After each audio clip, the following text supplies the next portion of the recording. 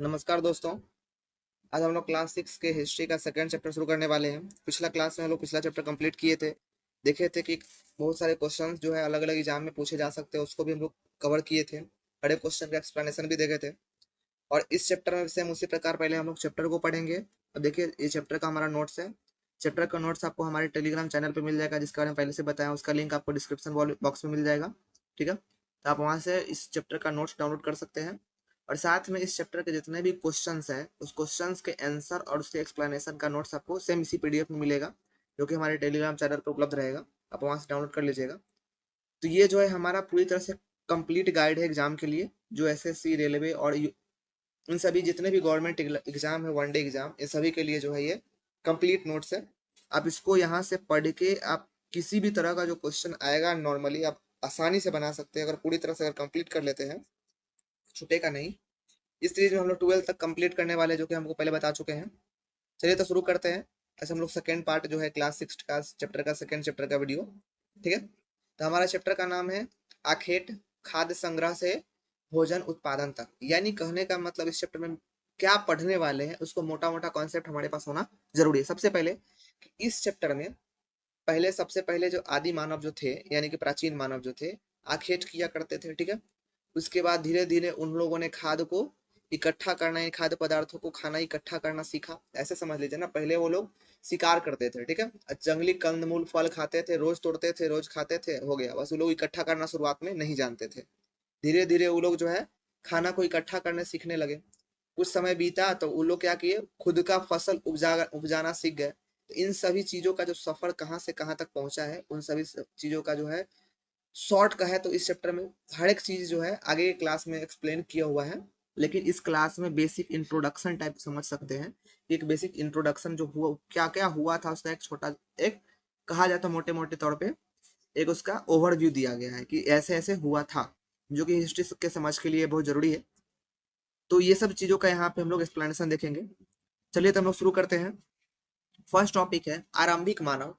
वे आखेटक खाद्य संग्राहक क्यों थे? यानी कहने का मतलब वे आखेटक थे, यानी कि शिकारी थे, और खाद्य पदार्थ को इकट्ठा करने वाले क्यों थे, क्वेश्चन है। इन सभी सवालों का जवाब बारी बारी जो है हम क्वेश्चन बाय क्वेश्चन में लेकर आए हैं, जिससे आपको कॉन्सेप्ट क्लियर होता चले। तो इस सभी का जवाब, सवालों का जवाब हम लोग देखते हैं। तो बोला जा रहा है क्या, उपमहाद्वीप में, यानी कि बेसिकली हिस्ट्री इंडिया का है, तो भारतीय उपमहाद्वीप की बात की जा रही है। तो भारतीय उपमहाद्वीप 20 लाख साल पहले रहने वाले लोगों को आखेटक खाद्य संग्राहक कहा जाता था।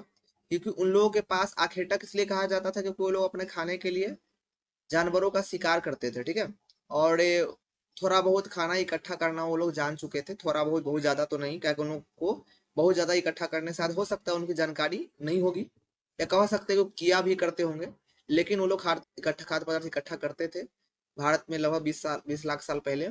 और उस समय वो लोग शिकार करके अपना जीवन यापन करते थे। ठीक है, वे भोजन के लिए जंगली जानवरों का शिकार करते थे, मछलियों और चिड़िया पकड़ा करते थे, तथा फल फूल, दाने, पौधे और पत्तियां भी इकट्ठा किया करते थे वे लोग। ठीक है, ये था उनका मेनली।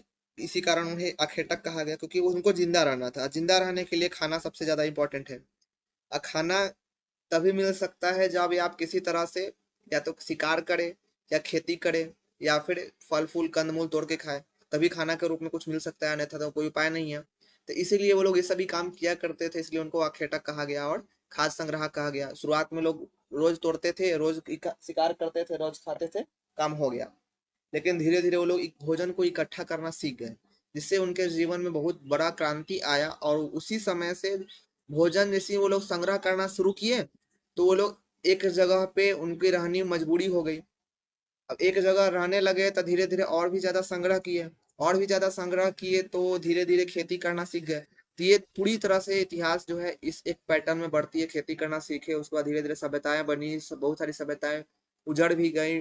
इस सभी का पूरा जो एक मतलब आगे इतिहास मिलेगा आपको। तो यहाँ से शुरुआत होती है हमारी, कहा जाए तो मानव सभ्यता की, मेन इतिहास की कह सकते हैं कि यहीं से शुरू होती है भारतीय मानव सभ्यता का इतिहास। चलिए तो हम लोग शुरू करते हैं आगे आगे टॉपिक। उनके एक साथ जो है, सॉरी, उनके एक स्थान से दूसरे स्थान पर घूमने का मुख्य कारण क्या था, अगर देखा जाए तो। चलिए ठीक है, जैसे आपको इतिहास में बताया जाता है क्या, कि वे जो लोग थे प्रारंभ में एक स्थान से दूसरे स्थान तक घूमा करते थे। इसके पीछे का क्या रीजन है? तो इसके पीछे का कई रीजन है। पहला रीजन देखे तो साधनों की समाप्ति। जैसे मान लीजिए कि किसी एक स्थान पे वो लोग कुछ समय के लिए रुक गए, मान के चलते एक आध सप्ताह, एक आध महीना, चाहे एक आध साल के लिए रुक गए। तो होता क्या था कि उन लोगों का ग्रुप जो होता था कम से कम 100-50 लोगों का हुआ करता था, ऐसा अनुमान लगाते हैं, या हो सकता है हजारों का ग्रुप हुआ रहता होगा। तो ये लोग जो है जिस क्षेत्र में रुकते थे उस क्षेत्र के जंगल में जितने जानवर होते थे उसमें से बहुत जानवरों का शिकार कर लेते थे। बहुत सारे पौधे का फल फूल तोड़ लिया करते थे, जिसके कारण वहां पे खाद्य की कमी हो जाती थी। तो कहा जाता वहां पे संसाधन जो है कम पड़ जाते थे, इसलिए वो एक जगह से दूसरे जगह तक जाया करते थे। तो मेन रीजन ये हो गया, खाद्य पदार्थों की कमी के कारण जगह बदलना मजबूरी बन जाता था उन लोगों का। एक ही स्थान पर लंबे समय तक रहने से पौधे और जानवरों के संसाधन समाप्त हो जाते थे, इसलिए भोजन की तलाश में उन्हें दूसरे जगह तक जाना पड़ता था। ये पहला रीजन था उनके घूमने का, एक जगह से दूसरी जगह। दूसरा रीजन था कभी कभी जानवरों का शिकार करते करते वो लोग, होता था ना कि सभी लोग मिलकर जानवरों के पूरे टीम का शिकार कर रहे हैं, पूरे ग्रुप का शिकार करते करते वहां से भाग के वहां तक पहुंच गए। अब देखे कि यहाँ पे जानवर ज्यादा है तो सोचे कि यहीं पे रह जाते हैं, काहे का वहां पे वापस जाए। इस कारण से भी घूम लेते थे। कभी कभी भटक भी जाते थे, तो भटकने के कारण भी जगह बदला गया उनका, तो ऐसा भी रीजन हुआ करता था।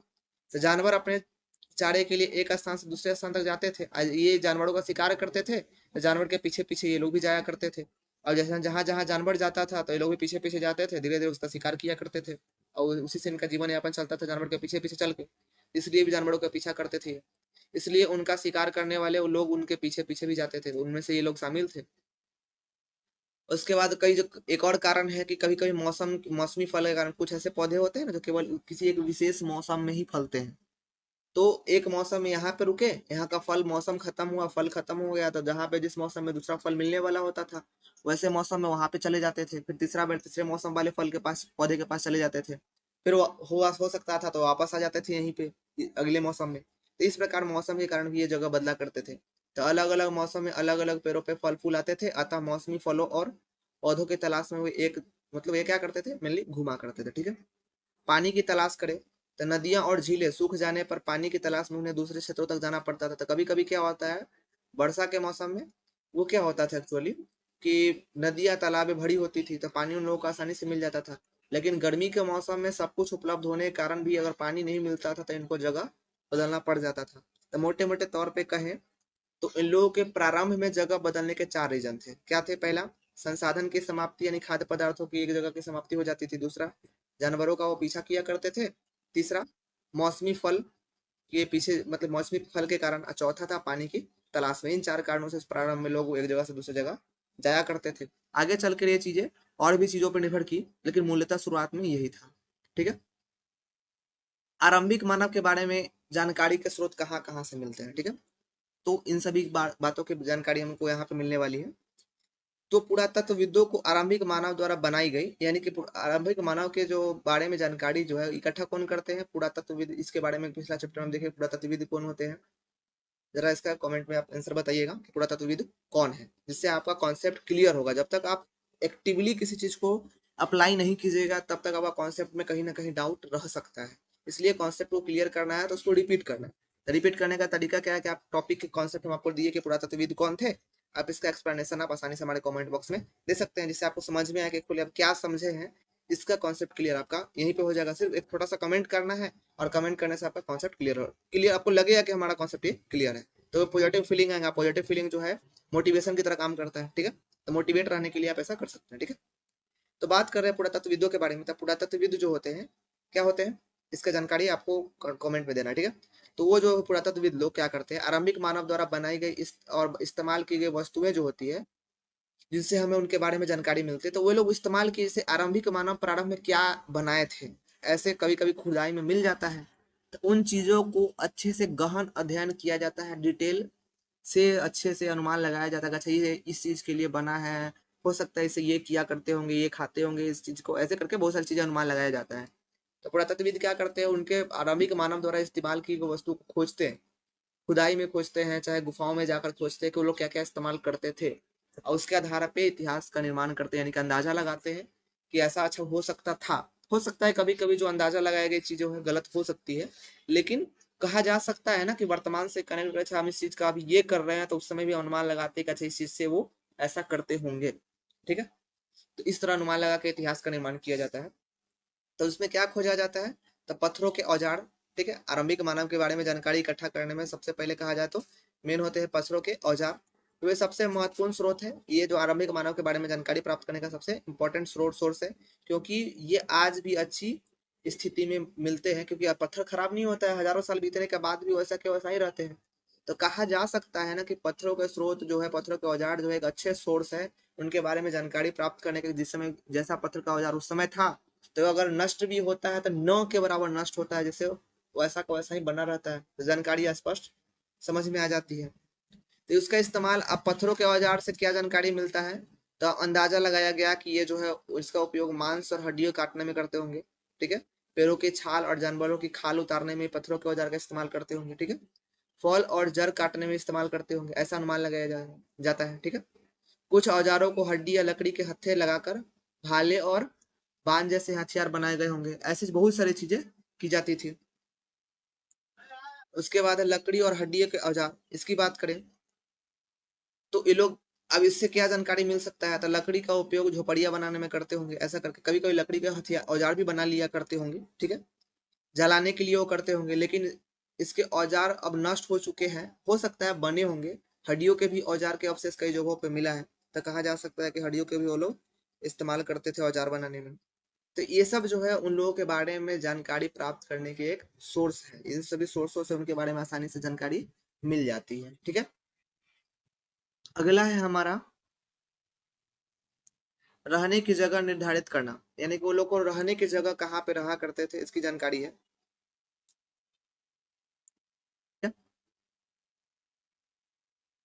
अब उन लोगों के बारे में जानकारी इकट्ठा करें तो वे लोग उन जगहों पर रहते थे जहां अच्छे पत्थर मिल सके और पानी उपलब्ध हो सके। इन जगहों पर रहना, वो जो आदि मानव लोग जो थे प्रारंभ में, इन जगहों पर रहना पसंद करते थे। कहाँ पे? जहाँ पे पत्थर अच्छे मिलते हो और पानी, क्या पीने के लिए पानी उपलब्ध होता है। अच्छे पत्थर का हो सकता है कि वो लोग हथियार बनाने के लिए और अपनी सुरक्षा के लिए इस्तेमाल करें, या फिर गुफाओं गुफाओं में रहते होंगे, ऐसा करके कुछ करके। यानी क्या हो सकता है, अच्छे पत्थर दूर दूर जो रीजन से ढूंढा जा सकता था। पहला क्या, कि वो लोग गुफा बना के रहते होंगे, या फिर औजार बनाने में उनकी हेल्प होती होगी, या फिर शायद दोनों। और हो सकता है गुफाओं के दरवाजा बंद कर लेते होंगे, जिससे बाहर से जो कोई जो है जंगली पशु उन तक आक्रमण न कर सके। तो इस रीजन से भी हो सकते हैं कि वो लोग पत्थरों के पास ज्यादा ढूंढते थे, या पीने के लिए पानी तो इम्पोर्टेंट था ही। इसमें इसी कड़ी में हमारा आता है पूरा स्थल। तो पूरा स्थल क्या होता है इसको समझते हैं। तो यह वैसा जगह होता है, वैसा स्थान होता है, बर्तन और इमारतें जैसी वस्तुओं के अवशेष मिलते हैं, उसे बोला जाता है पूरा स्थल। यानी कि जिन जगहों से बर्तन, औजार और इमारतों के अवशेष मिलते हैं उन्हें कहा जाता है पूरा स्थल। ठीक है। तो ये पूरा स्थल समझ में आ रहा है कि पहले जो प्रारंभ में इस्तेमाल की है वस्तुएं जिन जगहों से मिलती है उन जगहों को पूरा स्थल कहा जाता है, कोई दिक्कत नहीं इसमें। उसके बाद है आवासीय पूरा स्थल, तो जहाँ लोग रहा करते थे, जैसे कि गुफाएं और कंदराए में, उन्हें कहा जाता था आवासीय पूरा स्थल। जैसे कि हमारा भीम बेटिका है, यहाँ पे लोग रहा करते थे, तो ये भीम बेटिका के स्थान को बोला जाएगा आवासीय पूरा स्थल। जहाँ से सामान मिला उसे सीधा पूरा स्थल, और जहाँ पे लोग रहते थे उसे कहा जा सकता है क्या, आवासीय पूरा स्थल। तो इसी में एक हमारे जो मध्य प्रदेश का जो भीम बेटिका है, यहाँ की गुफाओं की बात करें तो यहाँ लोग इसलिए रहते थे क्योंकि उन्हें बारिश, धूप और हवाओं से राहत मिलती थी। ठीक है। तो भीम बेटिका में क्यों रहते थे, तो लोगों को यहाँ पे बारिश, धूप और हवाओं से राहत मिलती थी। ठीक है। इसलिए क्या करते थे, लोग भीमबेटकाओं के आसपास रहा करते थे, जो कि मध्य प्रदेश में अभी वर्तमान में। अब उद्योग स्थल की बात करें तो वे स्थान जहां लोग पत्थर के औजार बनाते थे उन्हें क्या कहा जाता है, उद्योग स्थल। ठीक है। तो पत्थर के बड़े टुकड़े और अधूरे औजार मिल रहे हैं वहां पे, इसलिए उन जगहों को बोला गया कि उन लोगों का क्या था, उद्योग स्थल था। ठीक है। आवासीय और उद्योग स्थल की बात करें तो कई बार लोग उद्योग स्थलों पर कुछ ज्यादा समय तक रहने लगते थे, जहाँ पे औजार बनाते थे वहीं पे रहने लगते थे, इसलिए उन जगहों को आवासीय उद्योग स्थल कहा जाता है। तो यहाँ पे 4 तरह के स्थलों की हम लोग चर्चा किए हैं। पहला है हमारा पूरा स्थल, तो जहाँ पे उन लोगों का अब वस्तुओं के इस्तेमाल किए वस्तुओं का अवशेष मिलता है उसे पूरा स्थल कहते हैं। जहाँ पे वो लोग रहते थे उसे आवासीय पूरा स्थल कहते हैं। एग्जाम्पल है भीमबेटका की गुफा, इसकी चर्चा आगे की क्लास में है, एक्सप्लेन डिटेल में एक्सप्लेन करना है, इसलिए हम उसको यहीं पे छोड़ते हैं। ठीक है।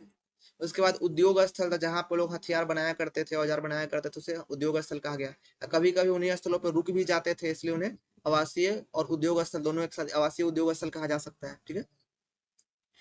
अगला टॉपिक है हमारा पाषाण या इसको बोलते हैं पत्थर के औजारों का निर्माण। ठीक है, तो उन लोगों के जो थे औजार बनाने की दो प्रमुख तकनीकें थी। पहला पत्थर से पत्थर काट कर, और दूसरा है क्या, दबाव सल्क तकनीक द्वारा। तो इसमें क्या होता था, पहला मेथड में एक पत्थर को हाथ से पकड़कर दूसरे पत्थर से क्या करता, उस पर चोट मारते, जैसे मान लीजिए पत्थर है और उसको दूसरे पत्थर से चोट, मतलब पीट पीट के हो सकता है, उसको तोड़ तोड़ के नुकीला बना देते थे। एक मेथड ये था। दूसरा क्या, दबाव सल्क तकनीक। तो इसमें क्या होता था, मुख्य रूप से क्रोड को एक स्थिर जगह पर क्या कहते हैं, टिका दिया जाता था, और फिर हड्डी या पत्थर के, मतलब हड्डी या पत्थर से उस पर दबाव डाला जाता था, जिससे उसके चट्टाने होता है ना, जैसे इस तरह मानिए एक पत्थर को तिरछा करके यहाँ पे रख दिए और उसके ऊपर हड्डी और पत्थर से दबा देंगे, तो क्या होगा कि दरार दरार निकलेगा और लेयर बाय लेयर ही उखड़ना शुरू हो जाएगा, जिससे पतला पतला लेयर निकलेगा और वो नुकीला नुकीला होता है और थोड़ा सा ज्यादा धारदार भी होता है इसकी तुलना में। तो दूसरा तकनीक ये था जिससे औजार और भी छोटे और सटीक बनते थे। अब इससे तोड़ने वाले में औजार ज्यादा छोटे नहीं हो पाते थे, क्योंकि तोड़ने में ही नहीं बनता था। तो इस समय जो है ज्यादातर इस समय की औजारें बड़ी होती थी, और दबाव सल तकनीक में औजारें आसानी से छोटी छोटी बनाई जाती थी और ये ज्यादा सटीक हुआ करती थी। तो मेनली उनके औजार बनाने के दो तकनीक थे। ठीक है, अब आग की खोज की बात करें तो आग का जो खोज का साक्ष्य जो मिला है, कुरनूल गुफा जो कि आंध्र प्रदेश में है, वहां उस गुफा में राख मिला है। तो पहली बार जो है भारत में मानव इतिहास में आग की खोज का यहीं से स्पष्ट प्रमाण मिलता है। कहाँ से, तो कुरनूल गुफा, आंध्र प्रदेश। यानी कहने का मतलब आग की खोज उन लोग कर चुके थे। इसका प्रमाण कहाँ से मिला है, आंध्र प्रदेश के कुरनूल गुफा से। ठीक है, इससे स्पष्ट है कि आरंभिक लोग आग जलाना सीख गए थे। अर्थ इसकी बात तो ये निकलती है। और उपयोग की बात करें तो ये लोग आग का इस्तेमाल करते थे प्रकाश के लिए, मांस पकाने के लिए और खतरनाक जानवरों को दूर भगाने के लिए। इन कई कारणों से ये लोग आग का इस्तेमाल किया करते थे। अब बात करें बदलती जलवायु और मध्य पाषाण युग, यानी कहने का मतलब पाषाण युग जो था तीन हिस्सों में था। पहला एक था जो इसे मान लेते हैं कि 100 साल का टाइम पीरियड मानते हैं, इसे 100 साल का नहीं था, हम समझने के लिए 100 साल का टाइम पीरियड मानते हैं। तो शुरुआत का जो था वो समय जो था उसको क्या कहा गया, पाषाण काल। जो मध्य का समय उसे मध्य पाषाण काल, और लास्ट का पाषाण युग का यानी कि लास्ट का जो समय था उसे नव पाषाण काल कहा गया। अगर आपके दिमाग में सवाल आ सकता है क्या कि पाषाण काल क्यों कहा जाता है इसको, तो ध्यान रखिएगा, जिस समय मानव पत्थरों का इस्तेमाल किया, अब पत्थरों के औजार बनाया, पत्थरों का सबसे ज्यादा इस्तेमाल किया, उस टाइम पीरियड को ही पाषाण काल कहा गया है। जब इंसानों ने धातु का इस्तेमाल करना शुरू कर दिया, जिसमें मुख्यतः था हमारा ताम्र, तांबा, तो इसको ताम्र पाषाण काल कहा गया, जिसमें पत्थरों का इस्तेमाल धीरे धीरे कम होने लगा और धातुओं का इस्तेमाल बढ़ने लगा, तो वो कहलाया ताम्र पाषाण युग, ऐसे करके। तो वो जो है वस्तुओं के इस्तेमाल के आधार पर जो है समय का निर्धारण किया गया है। जिस समय पत्थरों का इस्तेमाल होता था उसे पाषाण युग, तो प्रारंभ वाले को सीधे पाषाण युग, बीच वाले समय को मध्य पाषाण युग और लास्ट वाले समय को नव पाषाण युग के नाम से जाना जाता है। ठीक है, अब बदलती जलवायु और मध्य पाषाण युग की बात करें तो अभी से 12,000 साल पहले की दुनिया की जलवायु में बहुत बड़ा बदलाव आया और गर्मी बढ़ने लगी। इसके परिणाम क्या हुए, इसके रिजल्ट देखने को मिला। कई क्षेत्र में घास के मैदान बनने लगे। ठीक है, हिरन, बारहसिंगा, भेड़, बकरी और गाय जैसे घास खाने वाले जानवरों की संख्या धीरे धीरे बढ़ने लगी। और इस काल को क्या कहा गया, इस टाइम को जिस समय पत्थरों का इस्तेमाल कम नहीं हुआ है, पत्थरों के औजार थोड़ा सा छोटे होने लगे। ठीक है, इस काल को मध्य पाषाण युग कहते हैं। इस समय के पत्थर के औजार बहुत छोटे होते थे पहले की तुलना में। ठीक है, जिसे माइक्रोलिथ या लघु पाषाण कहते थे। ठीक है, इस टाइम के पत्थरों के औजार के बारे में बात करें, बहुत ज्यादा छोटे भी नहीं हुए, लेकिन फिर भी पहले की तुलना में पत्थरों के औजार छोटे हो गए। ठीक है, हम लोग बात करते हैं खेती और पशुपालन की शुरुआत की। तो ये हमारा पाषाण युग का कहा जाए तो नेक्स्ट फेज, नव पाषाण युग की नींव की शुरुआत। तो यह मानव इतिहास का एक क्रांतिकारी कदम था। इसी समय खेती की शुरुआत की गई माना जाता है। ऐसा जलवायु परिवर्तन के साथ उपमहाद्वीप के विभिन्न इलाकों में गेहूं, जौ और धान जैसे अनाज प्राकृतिक रूप से उगाए जाने लगे। अब याद कीजिए, गेहूं की खेती पिछला क्लास में हम लोग देखे थे वीडियो नंबर 1 में, क्योंकि फर्स्ट चैप्टर में सबसे पहले गेहूं और जौ की जो है खेती की गई थी सुलेमान और किरथर पहाड़ियों के रेंज में, लगभग अभी से 8,000 साल पहले। ठीक है, तो ये जलवायु परिवर्तन के साथ क्या हुआ था, उपमहाद्वीप के विभिन्न इलाकों में गेहूं और जौ और धान के जैसे फसल उपजाने लगे। लोगों ने उन्हें इकट्ठा करना शुरू किया और धीरे धीरे उन्हें खुद उगाना सीख गए, और इसलिए उन्हें कृषक का नाम दिया गया। यहीं से खेती की शुरुआत हुई, या खेती करने वाले ये लोग कृषक कहलाए, किसान बन गए ये लोग, ठीक है। अब यहीं से इनके साथ साथ जो है, खेती के साथ साथ इन लोगों ने पशुओं को पालन करना भी शुरू किया, इसलिए इसे पशुपालक भी कहा जाता है। तो यहीं से होती है पशुपालन की शुरुआत। ये उतारो।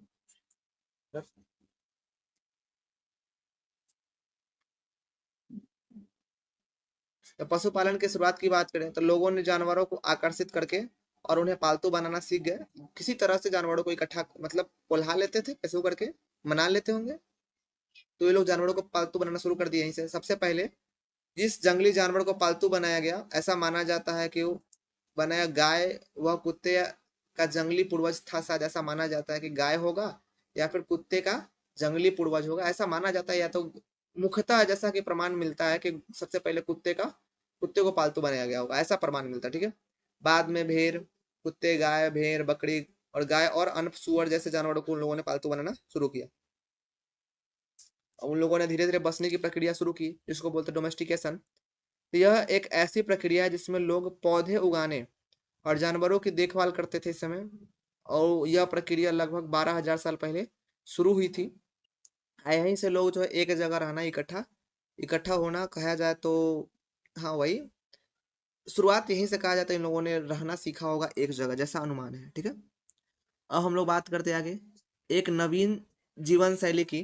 तो खेती अपनाने के बाद लोगों का जीवन पूरी तरह से क्या था, बदल गया था। स्थानीय जीवन यानी कि फसल उगाने के लिए उन्हें एक ही स्थान पर लंबे समय तक रहना पड़ता था, और बीज बोने से लेकर फसल पकने तक। तो इन लोगों का जीवन जो है एक जगह पे टिकने लगा। अब धीरे धीरे जब फसल उगाते थे तो इनका फसल के प्रति ज्यादा लगाव होता था, इसलिए फसल को ये लोग पूरे वर्ष भर के लिए बचाते भी थे, जिसको भंडारण कहा गया। तो अनाज को भोजन और बीज दोनों रूपों में बचा कर रखना इन लोगों के लिए अब आवश्यक हो चुका था, क्योंकि अब ये लोग घूमते नहीं थे। अब न घूमने के कारण अब एक जगह रहेंगे तो भोज खाना तो चाहिए, तो खाना मिले कैसे, तो इसके लिए इन लोगों ने खेती किया होगा। और जो खाने के अलावा जो बच गए होंगे उन लोगों ने उसको बचा कर रखा होगा, इकट्ठा करके रखा होगा। इसलिए जो लोगों ने बड़े बड़े मिट्टी के बर्तन बनाए, टोकरियां बुनी, और जमीन में गड्ढे खोद खोद के इन फसलों को, यानी कि इन फसलों से जो बने जो अनाज होते थे उसे इन तरीकों से रखते थे। किस तरीके से, तो पहले मिट्टी के बर्तन में रखते थे, तो कई जगहों पे टोकरियां बुनी थी तो टोकरिया में रख के रखा करते थे। तो कुछ लोग जो है जमीन में गड्ढा खोद के रखा करते थे, कई तरीके हुआ करते थे।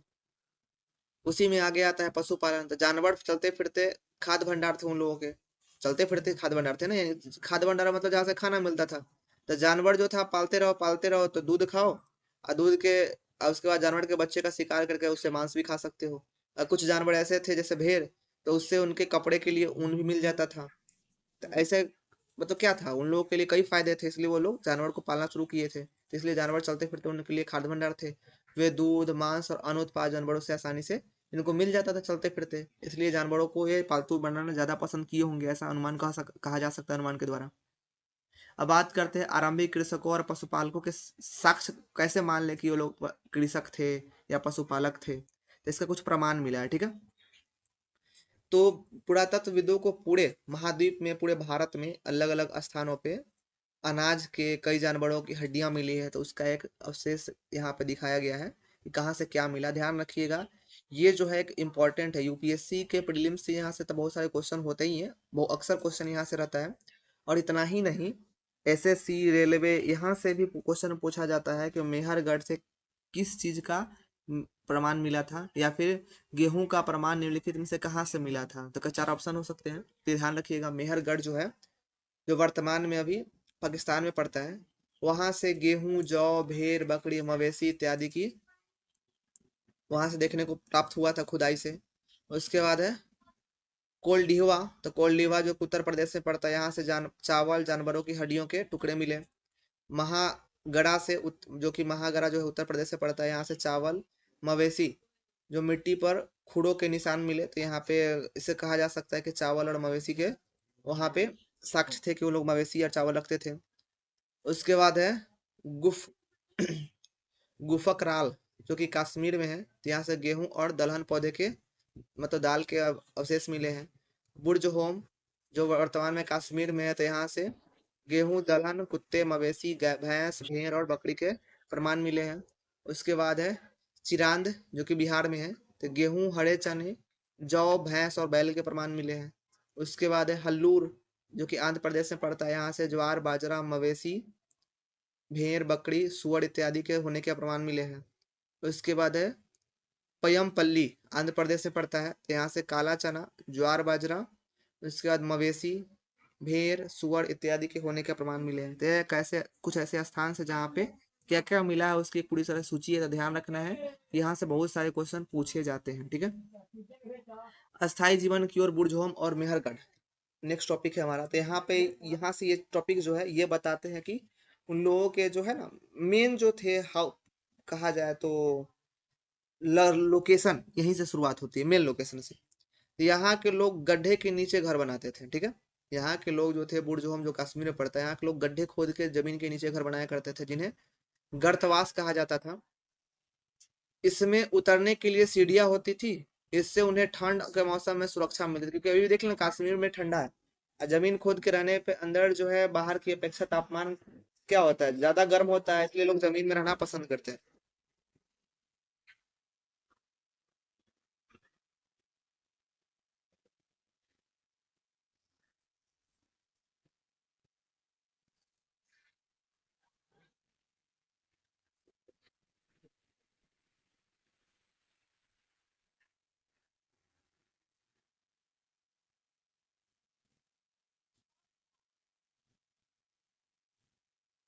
झोपड़ी के अंदर और बाहर दोनों ही स्थानों पर आग जलाने की जगह मिलती है, कि इन लोगों को जो है झोपड़ी के बाहर और अंदर दोनों जगह पे आग जलाते थे और गड्ढे में रहा करते थे, ठीक है। नवपाषाण युग की बात करते ही इस युग के औजारों की धार को और अधिक पैना करने के लिए उन पर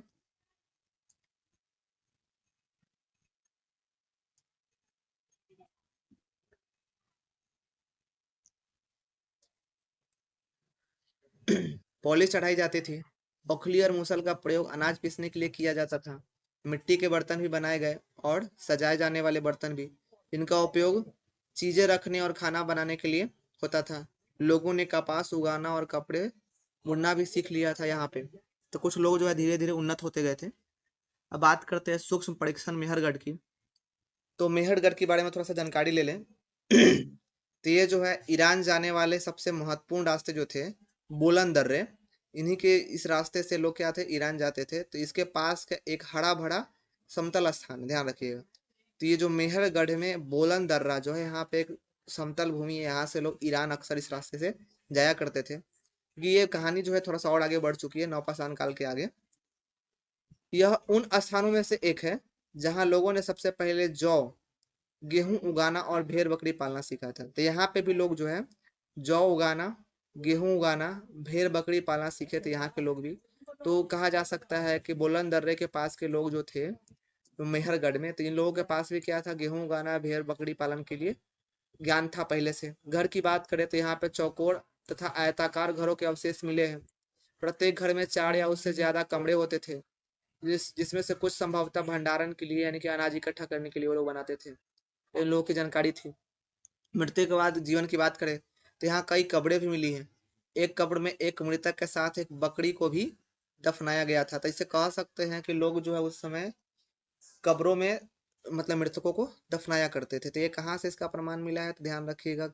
एक यहाँ से क्वेश्चन बन सकता है क्या, एक बकरी को मृतक के साथ कहाँ से दफनाया गया था। ध्यान रखिएगा इसका प्रमाण मेहरगढ़ में मिला है, कि एक मृतक के साथ जो है कब्र में बकरी को दफनाया गया था, ठीक है। तो इसका प्रमाण कहाँ पे मिला है, तो मेहरगढ़ में।